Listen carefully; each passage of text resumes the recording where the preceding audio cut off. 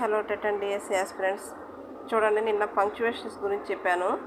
ఇక్కడ punctuation part 2లో చెప్తున్నాను. ఫుల్ స్టాప్ అనేది తెలుసు కదండి, వాక్యం పూర్తయిందని అర్థం రావటం అనమాట. ఇది ఎక్కడెక్కడ వాడతారంటే డిక్లరేటివ్ అండ్ ఇంపారేటివ్ వాక్యముల చివర వాడతారు.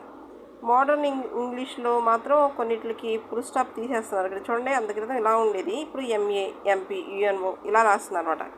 Next comma. ఫుల్ స్టాప్లో ఉన్న పదం ముందు అంటే తక్కువ స్థాయిలో ఉన్న పాయింట్ అనమాట, అంటే ముందు వస్తుంది. She lost lands, money, reputation and friends. అంటే ల్యాండ్స్ పోయింది, మనీ పోయింది, రెప్యుటేషన్ వచ్చే ఆదాయం పోయింది, అన్నీ పోయింది, ఫ్రెండ్స్ పోయినాం. He roads his exercise neatly, quickly and correctly. అతను ఎక్సర్సైజ్ చేశాడు, చాలా బాగా నీట్గా చేశాడు, క్విక్గా చేశాడు, మరి కరెక్ట్గా చేశాడు. మధ్యలో కామాలు వస్తాయి అనమాట. ఈ రెండింటి గురించి చెప్పాను. ఫ్రెండ్స్, నచ్చితే లైక్ చేయండి, షేర్ చేయండి అండ్